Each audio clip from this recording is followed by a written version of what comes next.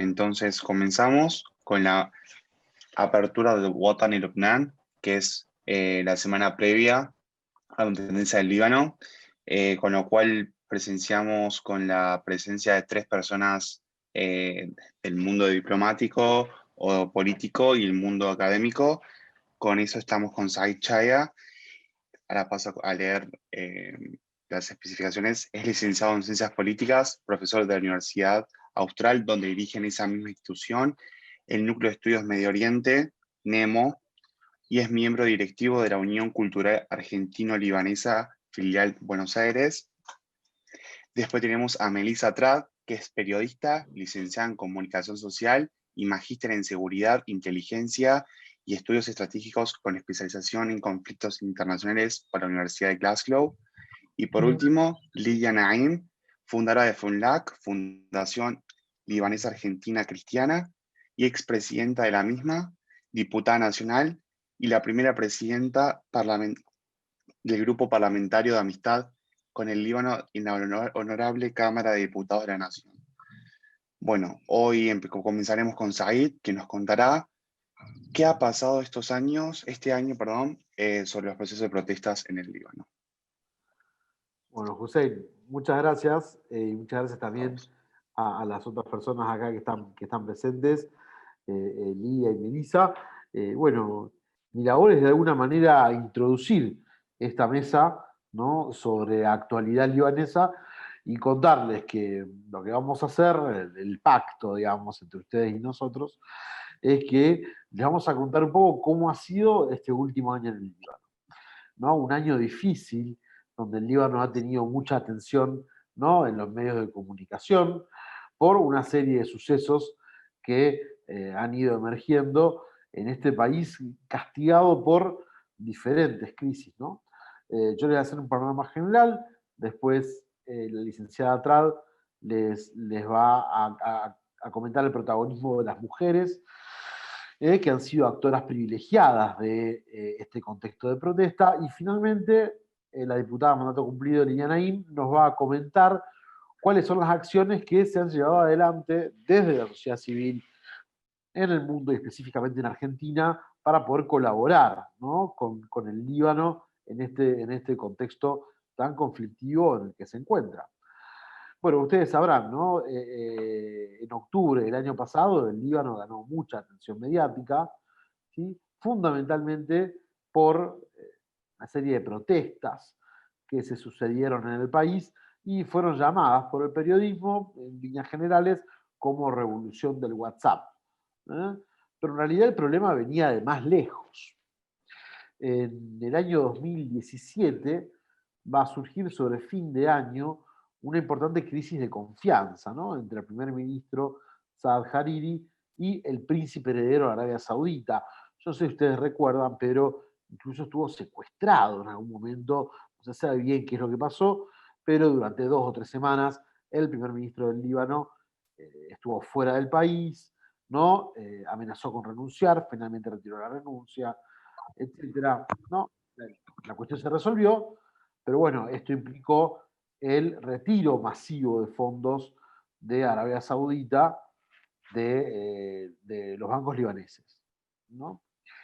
Para poder paliar esta situación, el presidente de Francia organizó en abril o marzo del 2018, ¿sí?, no recuerdo, una conferencia especial de donantes, a la que llamaron CEDRE. Esta conferencia implicó un fuerte respaldo financiero al país, ¿no? En esta conferencia no solo participaron otros estados europeos y de América del Norte, sino también empresas, organismos de crédito, organismos internacionales, etcétera, ¿no? A cambio, CEDRE pidió lo que suele pedir las instituciones que hacen aportes a la economía de otros países, que es un ajuste en la estructura financiera del país, fundamentalmente de los gastos del Estado, ¿no? Bien, el primer ministro del Líbano va a acceder, pero sabemos que el 2018 fue en el Líbano un año electoral, sabemos lo que pasa en los años electorales, y esa reforma no se llevó a cabo, esa reforma económica electoral no se llevó a cabo. En 2019, más o menos un año después de Cedre, el Líbano va a pedir el desembolso de esos fondos y tanto los miembros de la conferencia como el Fondo Monetario y el Banco Mundial van a condicionar el otorgamiento de nuevos créditos a la adopción del plan de ajuste de 2018 que había sido postergado. En julio va a tener lugar un informe lapidario por parte del Fondo Monetario, por lo que la oposición y el gobierno van a comenzar a negociar en el Parlamento una serie de medidas de ajuste. El plan que finalmente se acuerda va a afectar esencialmente a tres áreas. Lo digo de manera resumida, ¿no? Pero va a afectar en primer lugar a la obra pública, ¿sí? Que se estaba, tanto la que se estaba ejecutando en ese momento como la proyectada, que quedaban suspendidas hasta nuevo aviso, ¿sí? También además quedaban suspendidas las transferencias que el Estado central le hacía a los municipios con motivo de actividades vinculadas a la obra pública. Es decir, iba a implementarse una suspensión a nivel nacional, ¿sí? de toda la obra pública en el país. En segundo lugar, la cuestión del empleo. La cuestión del empleo fundamentalmente el sector público, ¿no? El gobierno va a ordenar el congelamiento de las contrataciones en todos los niveles, la reformulación del sistema de vacaciones, quitando días y semanas de vacaciones a los empleados públicos, la suspensión de todos los premios y bonos vigentes, bonos de fin de año, premios al rendimiento, el establecimiento de sueldos máximos. Incluso el gobierno aludió la posibilidad de reformar la ley de ministerios y ajustar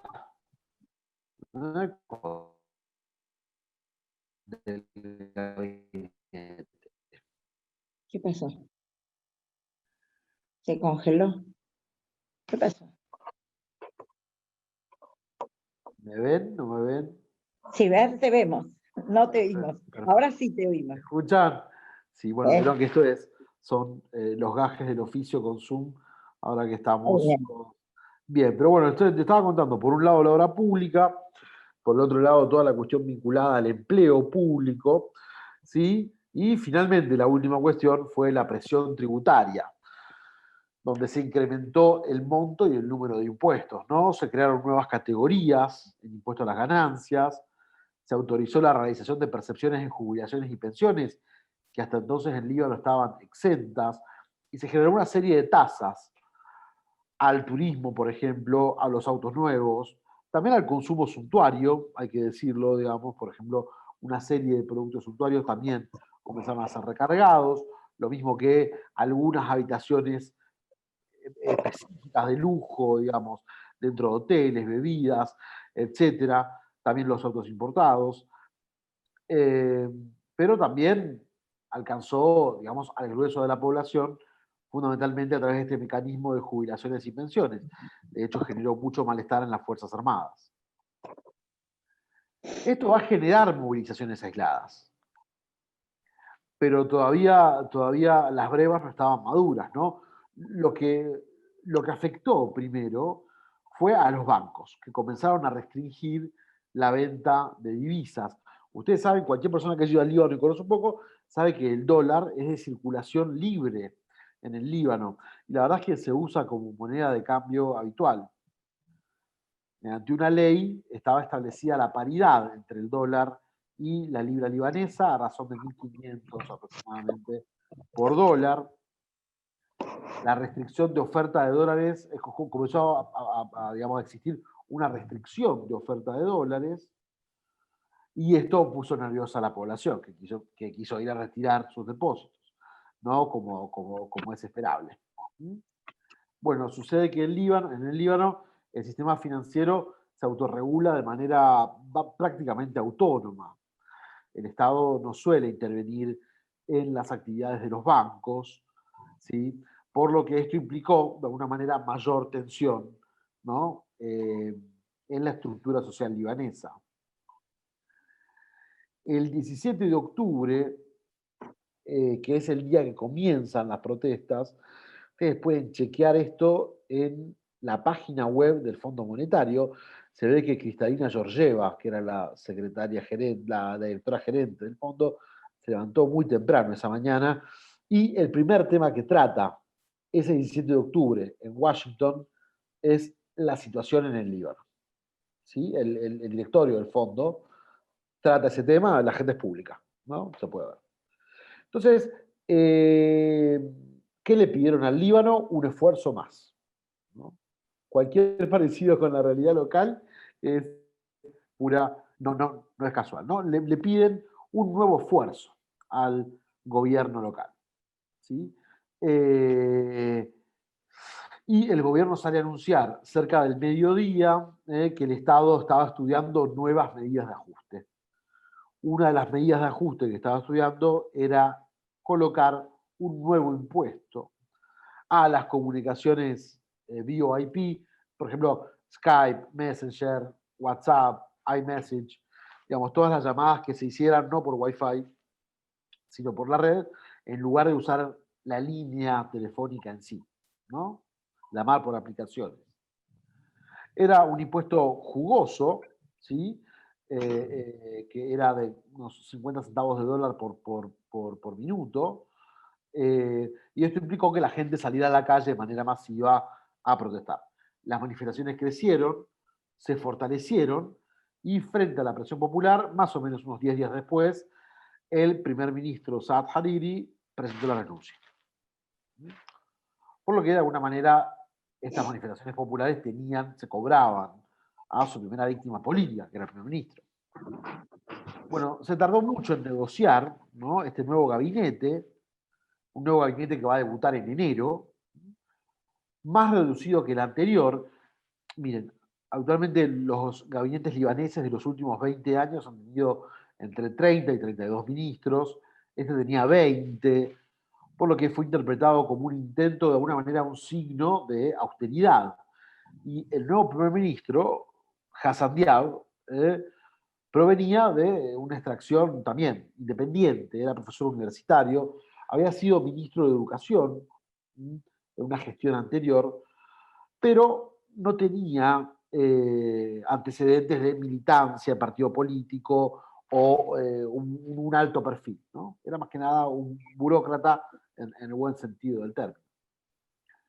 Bueno, formó su gabinete de 20 personas, aunque sus ministros también, de alguna manera, eran independientes, o es decir, no afiliados.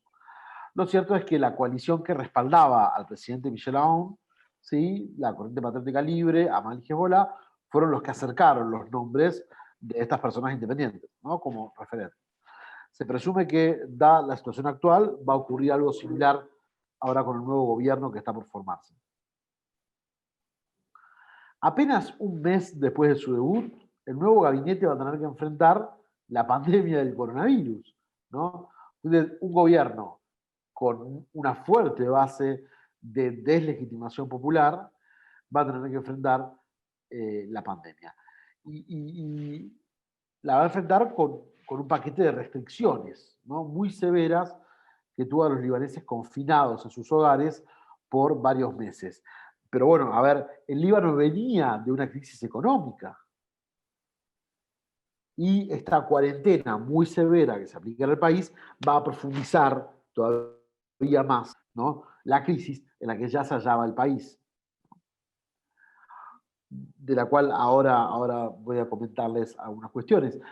Bien, ¿fue exitosa la estrategia libanesa? Sí, es decir, demostró promedios, demostró tasas de muerte por millón de habitantes menores a las del promedio de la región. Sí. Pero el precio que pagó la economía fue muy fuerte. y esto implicó nuevas manifestaciones y el rebrote de aquellas manifestaciones que habían comenzado en octubre y hacia febrero se habían suspendido con motivo de la pandemia y estaba todo el mundo cerrado, ¿no? Las cifras que nos otorga, de alguna manera, esta situación son muy malas. Miren, el Líbano tiene 4 millones de habitantes aproximadamente. ¿Sí? O al menos hay unos 4 millones de libaneses viviendo en el Líbano. A eso habría que sumarle, más o menos deben quedar unos 800.000 refugiados sirios y más o menos probablemente unos 300.000 refugiados palestinos también. Bueno, había antes de la crisis unos 220.000 desempleados. ¿Sí? Se supone que esta es la cifra de octubre del año pasado.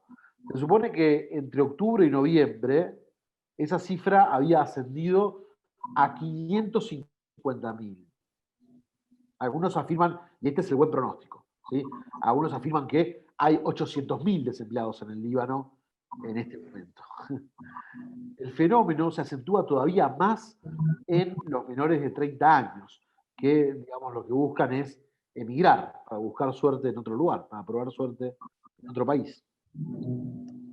Entonces, la cantidad de desempleados, por un lado, va a doblar, ¿sí? Y algo similar sucede con la pobreza. El 27% de los libaneses eran pobres antes de la crisis y las estimaciones del Ministerio de Economía dicen que los números de pobreza van a alcanzar el 60% cerca de fin de año, es decir, del 27 al 60, con un alza de la canasta familiar superior al 45%.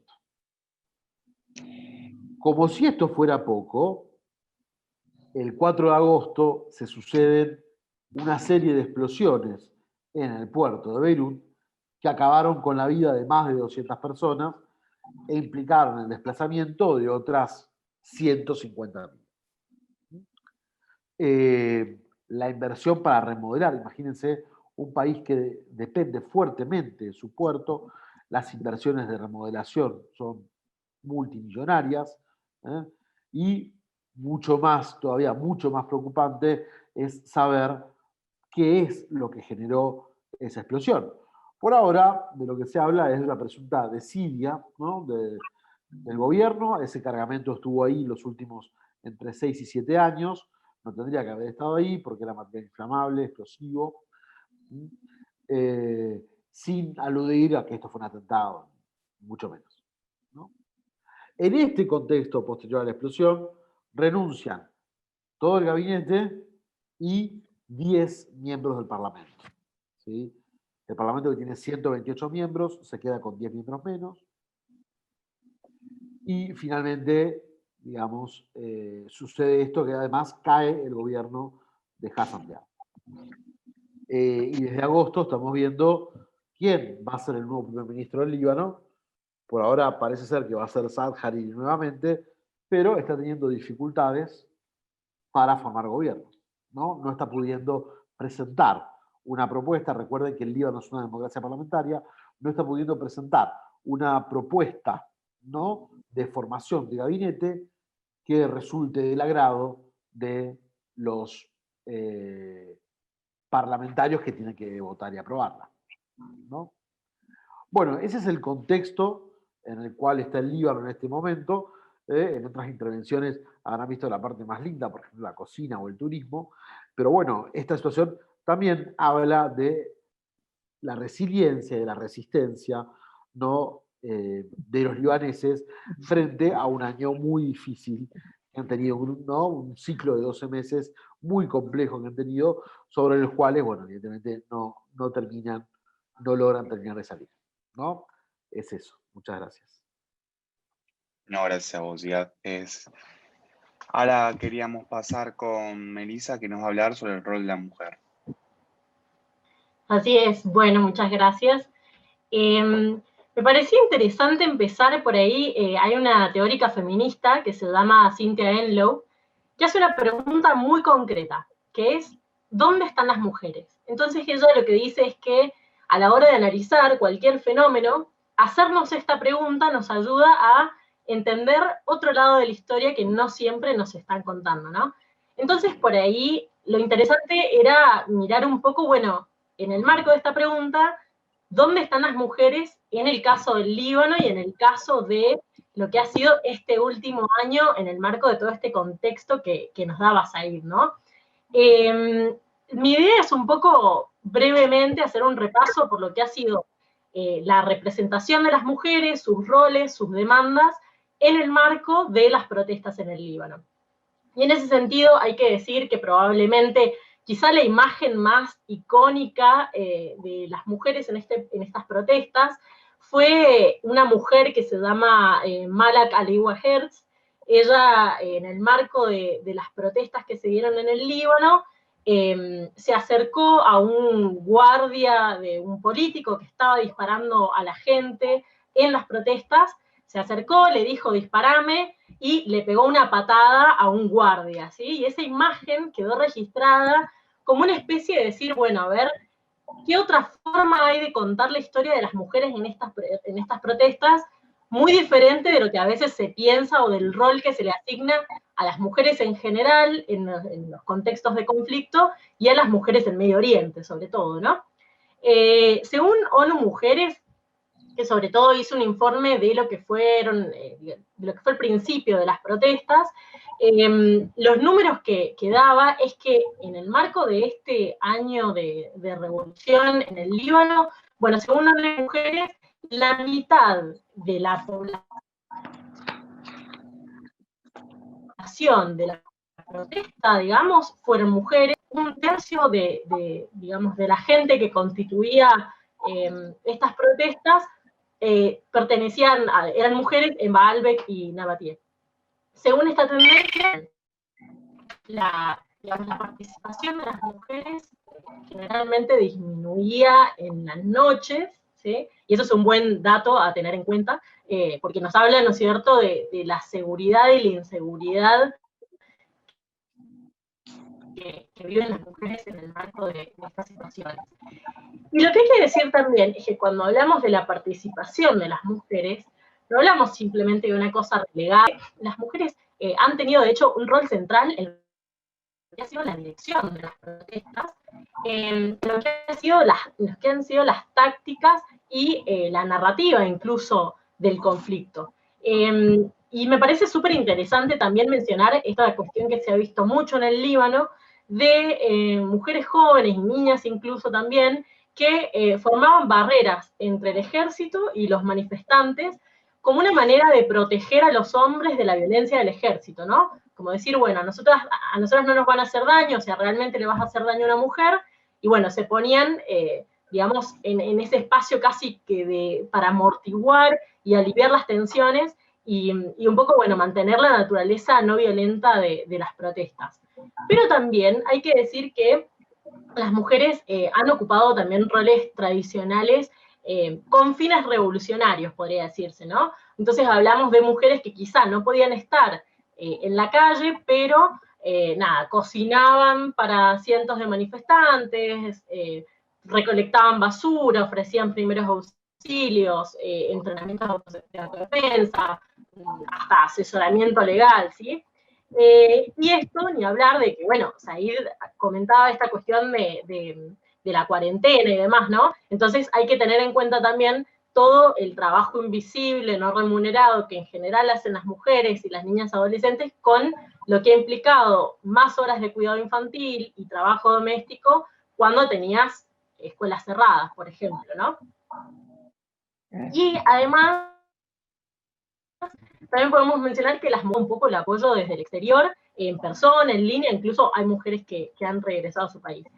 Y esta cuestión de la casi paridad de género en la participación de estas protestas en el Líbano, casi que no tiene precedentes en la región, y refleja esta cuestión vibrante, digamos, de la sociedad civil libanesa, ¿no? Ahora, ¿qué pasa en términos de visibilidad? Bueno, esta paridad de género en las protestas ha sido la cuestión de de algo tan simple como que tengamos celulares, digamos, y que entonces la gente pueda circular videos caseros, y entonces, al margen de lo que son las narrativas de los medios hegemónicos, bueno, empezamos a ver a las mujeres realmente en donde están pasando las cosas, ¿no? Y esto cómo circula en las redes sociales y demás. Además, durante este año también han habido conferencias de prensa que han sido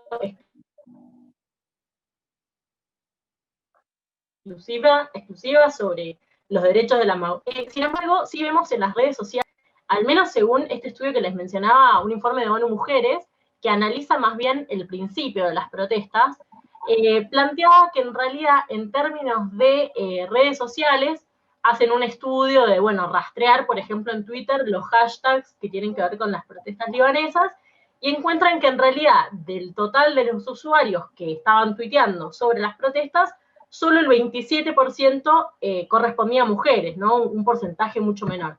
Si bien esto podríamos analizar, bueno, qué cantidad de hombres y qué cantidad de mujeres tienen redes sociales, sí hay otros factores contextuales que hablan del ciberbullying a las mujeres, y también de algo que se vio mucho en los medios tradicionales, que fue que dicen, bueno, a ver, sí, vemos mujeres en las protestas, pero de repente la narrativa estaba enfocada en la apariencia física, por ejemplo, de las mujeres en estos contextos, ¿no? Y lo que se vio mucho en redes sociales también fue, bueno, comentarios de otras mujeres de otras, digamos, de otros países, hablando de cómo, bueno, ellas, en cambio, en sus países en Oriente no se sienten seguras para protestar. Recordemos, tenemos todavía la memoria fresca, ¿no es cierto?, de lo que fueron las violaciones masivas, por ejemplo, en las protestas en Egipto. Pero concretamente, ¿cuáles eran las demandas de las mujeres y cuáles son las demandas de las mujeres?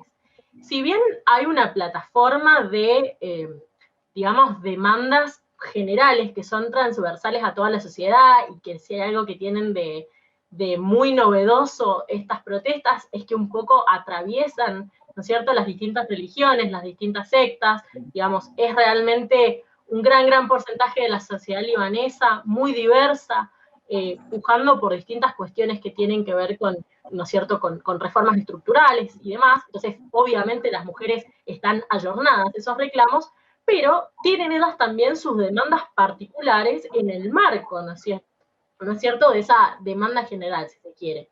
Y de hecho, uno de los cánticos que se podía escuchar en Beirut, que me parece que engloba muy bien esta situación, era un cántico que decía algo así como: poderes patriarcales, los derechos de las mujeres no son una nota al pie, ¿no? Me parece interesante por cómo parece que siempre quedara relegada, ¿no es cierto?, la cuestión de las mujeres. ¿Cuáles son entonces, como les decía, algunas de esas demandas específicas de las mujeres en el contexto de este año en el Líbano? Bueno, por un lado, la cuestión súper importante de los cupos de género en los procesos de toma de decisiones. Hay que decir que hasta ahora la mujer en el Líbano ha estado en la política específicamente muy relegada. Generalmente cuando ha accedido a algún lugar político ha tenido mucho que ver con un lugar casi de decorado, digamos, ¿no es cierto?, si es que tenían acceso. Y esto ha sido así para mujeres cristianas, para mujeres musulmanas, digamos, ha sido en general para el colectivo, ¿no?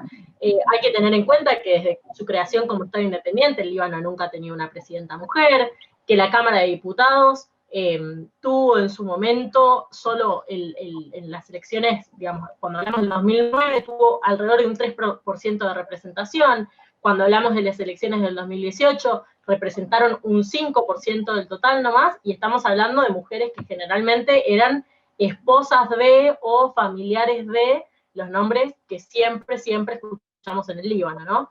En el caso del Consejo de Ministros, recordando que, digamos, la cuestión del Líbano, que es una república parlamentaria, ¿no?, también podemos ver un montón de desigualdad. Esto fue cambiando, al principio eran una o dos. Sí vimos que después de la renuncia de Saad Hariri, en enero de 2020, cuando vino el turno de Hassan Diab para formar el gobierno, bueno, un poco el éxito de lo que venían siendo estas protestas fue que justamente las mujeres lograron tener una representación mucho mayor en ese consejo, ¿no? Y hay que decir que sí, digamos, las mujeres en esos roles estaban más caracterizadas por una cierta carrera en la administración pública o una experiencia laboral en el ámbito privado. Otra de las cuestiones, que esto es increíble todavía, ¿no es cierto?, que un poco demandan las mujeres, es la conformación de tribunales donde impere la ley civil y no los principios religiosos. ¿Por qué? O sea, ustedes imagínense que cuestiones como el matrimonio, los divorcios, las herencias, la custodia de los hijos, la división de bienes, un montón de cuestiones así, como la pensión por alimentos también, todo eso caía en manos de cortes religiosas, ¿no? Y esto es lo que las mujeres un poco están pidiendo un fin a eso. Pero podríamos mencionar un montón de cositas más, digamos, la posibilidad de que las mujeres puedan conceder la nacionalidad libanesa a sus hijos, independientemente de cuál sea la nacionalidad del padre, la doméstica. Las mujeres, un poco en el Líbano, lo que piden es que sean más abarcativas, porque, por ejemplo, la ley que tienen en el 2014 no tipifica como delito a la violación marital, ¿no es cierto? Y por otro lado, cuestiones que tienen que ver con acoso y abuso sexual en el lugar del trabajo, que, bueno, no existen protecciones legales adecuadas para proteger a las mujeres, y esto conlleva, obviamente, a más explotación directa e indirecta. Entonces, básicamente lo que vemos es que las mujeres han vivido esta revolución de manera diferente a los hombres, y un poco porque, digamos, el cuerpo de las mujeres está atravesado, como generalmente sucede, por todas estas demandas, ¿no? Entonces, ¿qué conclusiones podemos sacar en general con respecto a lo que ha sido la cuestión de género en estas protestas? Bueno, por un lado podemos decir que, aunque ha habido lenguaje sexista y aunque ha habido acoso online y demás, incluso han habido algunos casos de acosos a periodistas mujeres que estaban cubriendo las protestas, pero, digamos, comparativamente las protestas se han llevado a cabo con relativa seguridad, sobre todo si los contrastamos con otros levantamientos masivos que han habido dentro de la región. Por otro lado, la cuestión de interseccionalidad, ¿no? No podemos nunca hablar de género sin hablar de interseccionalidad, entendiendo la interseccionalidad como el espectro de factores, ¿no es cierto?, que afectan a la identidad de género, que tienen que ver con la edad, la clase, de dónde venimos, la religión, etcétera. Entonces, es entender que a pesar de que nosotros, incluso yo misma estoy hablando de, bueno, las mujeres en el contexto de las protestas, pero sí entender que no es un grupo homogéneo y que hay que reconocer que hay identidades varias e intereses varios involucrados en las protestas de parte de las mujeres, ¿no? También hay que decir que, si bien hay cuestiones que son muy particulares de las demandas de las mujeres libanesas, sí es cierto que hay un montón de aspectos que demandan las mujeres libanesas que se solapan con las demandas del feminismo general en todo el mundo, ¿no? Y esto es un poco para desacreditar esa mirada que digamos, muy desde Occidente, ¿no?, de pensar a la mujer de Oriente como una mujer que no tiene voz, una mujer sumisa, subyugada. Primero que las imágenes de esta revolución de este año, un poco que la verdad que nos dicen, nos cuentan otra historia de eso, pero también es para entender que hay muchas demandas que incluso en nuestro propio país, digamos, las mujeres seguimos teniendo. Y digamos, ya hablando de esto, ¿no es cierto?, del rol que ocupa la mujer, estas situaciones son sobre todo interesantes para desmitificar, por un lado, la cuestión de la mujer como, digamos, teniendo un rol de víctima, ¿no? Lo que nos han mostrado estas protestas es que las mujeres han usado tácticas, han aprovechado incluso estereotipos de género para despolitizar, para reducir las tensiones en algunos casos, jugando con las normas sociales que ya ven a las mujeres como algo secundario. Bueno, las mujeres tomaron todo eso a su favor para poder contar otra historia y para poder seguir luchando por las demandas de un cambio estructural, ¿no? Y esto también va de la mano de algo muy común, digamos, cuando hablamos de conflictos, que es desmitificar que las mujeres son naturalmente más pacíficas que los hombres, ¿no? Si bien es real que hemos visto tanto en lo que está pasando en el Líbano como en otros lugares que las mujeres tienden a tener, digamos, hay más probabilidades de que las mujeres desempeñen roles de pacificación y que contribuyan a la cuestión de la no violencia, ¿no es cierto?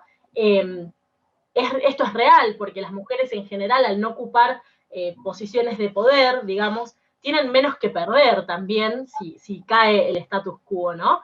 Pero hay que desmitificar también esta cuestión de que la mujer por naturaleza es pacífica.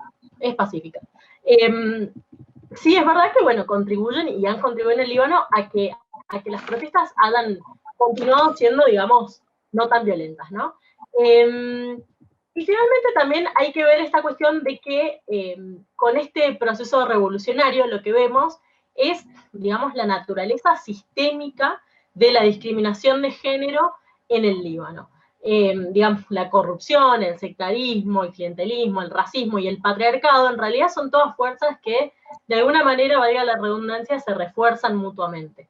Y de hecho, hay incluso algunas teóricas que hablan de que el sistema actual que tiene el Líbano es casi un apartheid de género, ¿no? Esto hablando de acuerdo, trayendo un poco las voces de las mujeres que están ahí luchando. Sí, para terminar, simplemente decir que claramente esta revolución sin las mujeres sería una revolución incompleta y que ojalá todo esto pueda realmente llegar a verse en los frutos que tenga esta situación. Muchas mujeres que están participando en estas protestas dicen que no hay forma, digamos, de conseguir algunas conquistas si no es a través de una reforma estructural y por eso hablan de revolución. Así que bueno, muchas gracias por la invitación para comentar este otro lado de lo que ha sido este año de actualidad en el Líbano. No, a vos, muchísimas gracias, Marisa. Y tengo una pregunta por el tema del feminismo y el tema de las leyes. Bueno, en 2017 se había derogado la ley que permitía al violador casarse con la víctima para evitar la condena. Quería preguntar si eso también fue un avance y puede haber un posible actualización de leyes parecidas a ese en materia a la mujer o algo por el estilo, o no lo ves posible por el momento.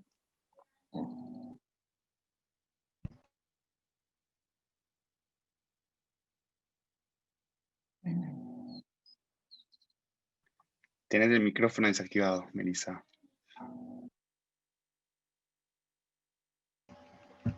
¿Ahí estamos? Sí, que se me cortó un poquito la primera parte de la pregunta, si me la podés repetir. Sí, obvio. Con el tema de la ley que se había derogado, que se permitía al violador casarse con la víctima para evitar la condena, quería saber si para vos es posible que se siga actualizando esas leyes parecidas o en materia de la mujer para cubrirla y darle más derechos, o no lo ves posible en el corto plazo. Me parece que lo más interesante de lo que se está viendo ahora en el Líbano con esto es que no se trata de, digamos, de conquistas aisladas, ¿no? Me parece que al punto al que han llegado las mujeres es que ante esta naturaleza tan sistémica, ¿no es cierto?, que tiene la violencia hacia las mujeres en este país, bueno, en general, en el mundo, pero concretamente lo que ellos están viviendo, es que me parece que han llegado a un punto donde han dicho, bueno, ni siquiera lo que veníamos haciendo hasta ahora nos alcanzó. De hecho, hay muchas mujeres que hablan en contra de, por ejemplo, solamente las actividades que hacían las ONGs, por ejemplo, dicen que eso no era suficiente. Incluso las cosas que se venían haciendo desde el Estado, en esta comisión que nucleaba, que presidía, ¿no es cierto?, la primera dama en el Líbano con anterioridad, que ahora, si no me equivoco, en realidad es la hija, no la primera dama, pero hay muchas mujeres que hablan de que estas eran, digamos, eran lugares insuficientes para lograr conquistas. Entonces me parece que la cuestión llegó a un punto de hartazgo donde ahora, si se habla de revolución, es porque realmente las mujeres un poco vienen con todo, ¿no? Y por todo lo que se pueda. Entonces yo creo que si lo que vos planteás puede o no puede ser una nueva conquista para las mujeres, un poco va a estar atado al destino de la revolución en general, ¿no? De qué pase con eso. Porque me parece que las mujeres también en este momento descubren, digamos, hasta dónde pueden llegar con su voz y descubren que, bueno, que esto no es una cuestión de ya no pedimos por favor, ¿no? Entonces me parece que sí puede haber, ojalá, digamos, la revolución traiga una reforma en el Líbano de toda la violencia endémica en general y de la violencia hacia las mujeres, y con ello cuestiones como las que vos planteás, sin duda.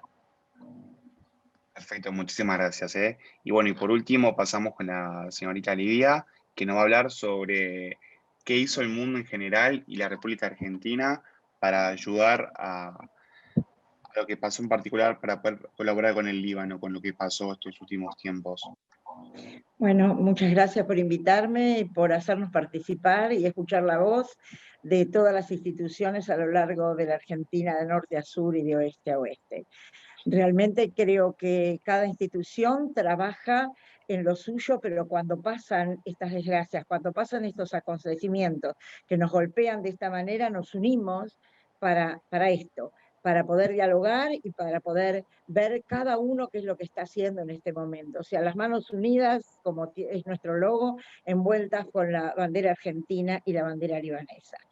La tragedia que ocasionó el día 4 de agosto pasado, que muy poquito tiempo, parece mentira, va a cumplir 4 meses de lo sucedido, dejó sin techo, sin abrigo y sin vivienda a centenares de personas, más esa devastadora y gravísima situación en la cual quedó Beirut.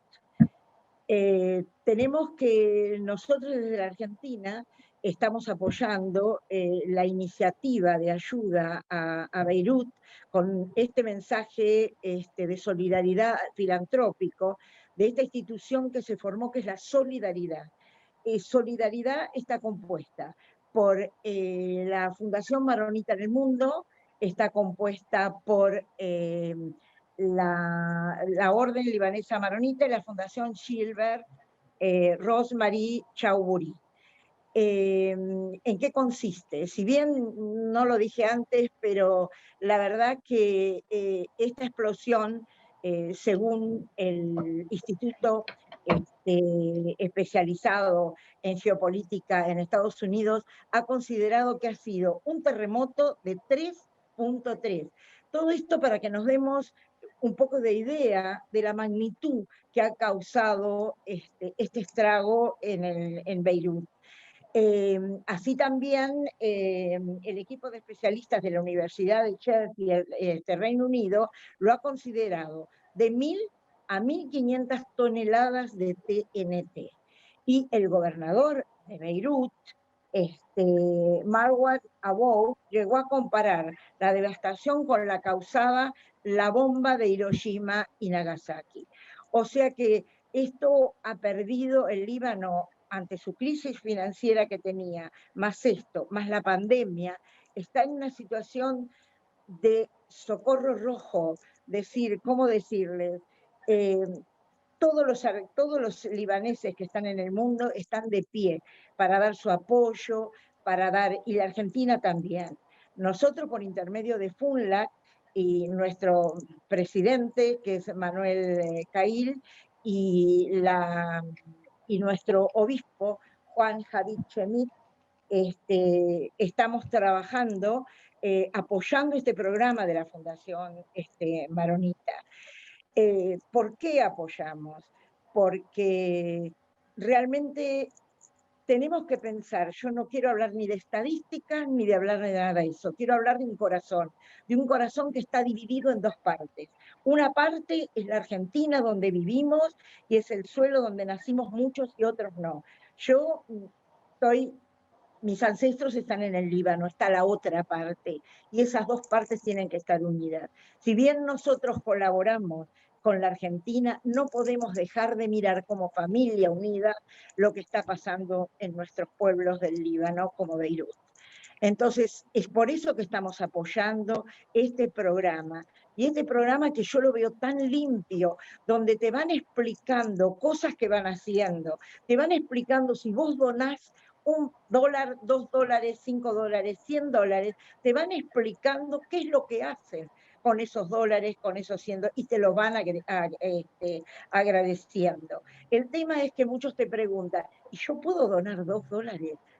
Los $2 y los que son más de $2 tienen un valor importantísimo, tienen un valor de ayuda espiritual al Líbano, porque no solamente se quedaron sin vivienda, sin abrigo, en una forma, sin alimentación, se han quedado sin esperanza, y esta es una esperanza de todos aquellos que somos libaneses y que estamos fuera de esa tierra, que nos recordamos de ellos, que estamos parados, que les extendemos una mano, que nos abrazamos las dos manos, la argentina y la libanesa, para ver qué podemos hacer. Por eso es que estamos trabajando detrás de Solidarity y decirles y convocando a todos los libaneses del país para que se sumen de una manera o de otra. Pero siempre, mire, las adhesiones que nosotros recibimos cuando presentamos Solidarity fueron inmensas, llegaron hasta un centenar, pero no solo de instituciones, que nosotros como descendientes de libaneses y los libaneses sabemos que estamos representados en todo el país. UCAL, JUCAL, las asociaciones libanesas, el Club Libanés, es impresionante la cantidad que somos los libaneses y descendientes de libaneses. Tenemos también que hacer despertar a aquellos libaneses que todavía están quietos, que no piensan. Yo creo que nosotros yo tengo mi historia personal que a mí me conmueve y que me lleva a esta colaboración, a esta solidaridad y a esto de ayudar a nuestro país, que es nuestro segundo país por adopción. Yo soy ciudadana libanesa, poder ayudar al Líbano. Por eso yo les digo que a veces uno se emociona, pero también ha deteriorado la esperanza, el sentimiento, la valoración de cada uno al ser desposeído de todo esto que tenía, y esas también que debemos llegar con esas palabras de esperanza, con esas palabras de acompañamiento, y es lo que estamos haciendo.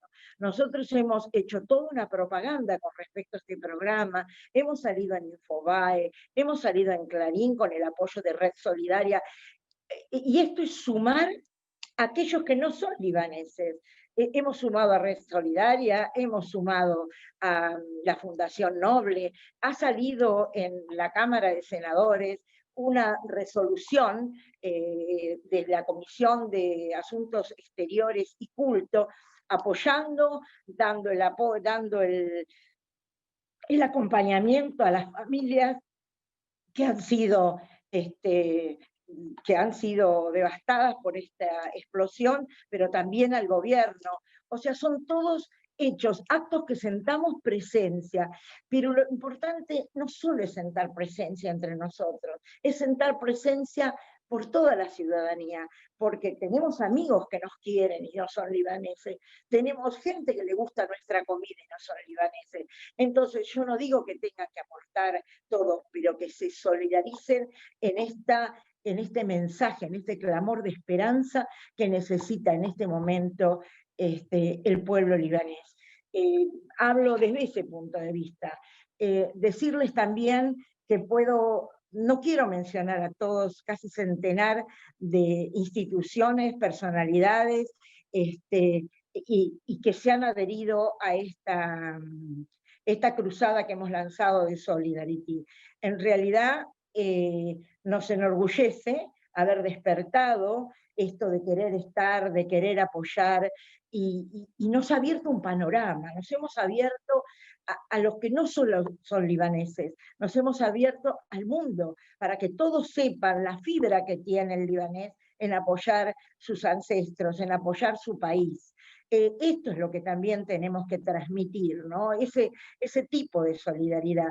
Yo quiero, no sé si tengo el tiempo, por eso he reducido bastante lo que quiero decir, pero quiero leerles. En este momento, Solidaridad ha trabajado y ha reparado completamente 220 apartamentos, 180 apartamentos en la fase final y 327 apartamentos en proceso. Un total de 781 apartamentos. Yo les digo que es un país que ha sufrido guerra. Esto es similar a una guerra, pero decirles que se va a levantar por la fuerza que tiene el libanés. Entre mayo y junio 10.000 familias asistidas en 652 pueblos. En agosto a septiembre del 2020, estamos hablando, 14.000 familias asistidas en 126 pueblos. Y de octubre a noviembre, 15.000 familias asistidas en 750 pueblos. Se ha donado 22 ventiladores de UCI y un ventilador Xenius y un equipamiento de protección personal a 7 hospitales en el marco del COVID. Entonces, nosotros apoyamos este programa de asistencia a las familias que ya se ha convertido no solo de asistencia, y por eso estamos abocados totalmente, no hacemos otra cosa en este momento, que no podemos contactarnos para hacer nuestra ciudadanía, porque los registros civiles y todos los lugares donde necesitamos la documentación, lamentablemente no están trabajando, pero igual seguimos trabajando por este Líbano que tanto queremos. Decirles que quiero dar el mensaje de que para poder colaborar, recibir donaciones, se pueden ingresar en la página de Solidarity, www.libanesolidaridad.org, o a través de la página de Funland, el botón de donaciones, funland.org.ar. Yo creo que es el momento en que tenemos que estar todos unidos con este mensaje. También colabora la Cruz Roja, pero nosotros como Fundación Maronita estamos abocados y nuestras donaciones van hacia Solidarity. Realmente es devastador estar lejos y no poder estar, nos comunicamos, yo me comunico con mi familia, en el mundo entero están haciendo este trabajo. En los distintos países donde está la Fundación Maronita están haciendo este trabajo. En los distintos países donde existen las otras organizaciones libanesas están haciendo este trabajo. Entonces yo pienso que no importa el monto o la cantidad, sino la intención de estar parados para extender esa mano para que este pueblo se levante lo antes posible y se solucionen todos sus problemas políticos, financieros, y es la intención de todos los libaneses bien habidos en esta Argentina. No sé si quieren que les responda, a mí me dijeron que hable de este tema, no sé si quieren que yo continúe hablando de otra manera o agregando, pero agradezco el haber podido transmitir esto, lo que está pasando en esta desgracia en Líbano. Hay otras que no solamente es un aporte de dinero, otros países del mundo que están colaborando con distintos elementos, como están llevando ventanas, materiales, y el Líbano le hizo un pedido al gobierno argentino, que por intermedio de Cancillería ya fue enviado, que es insumos sanitarios.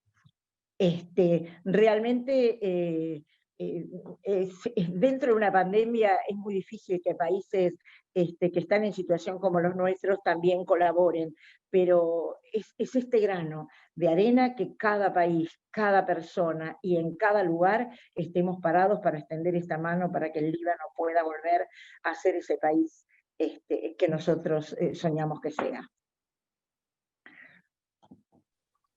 Bueno, muchísimas gracias. La verdad, muy emocionante lo que dijo. Quiero terminar diciendo si alguno quiere cerrar algo, terminar una conclusión.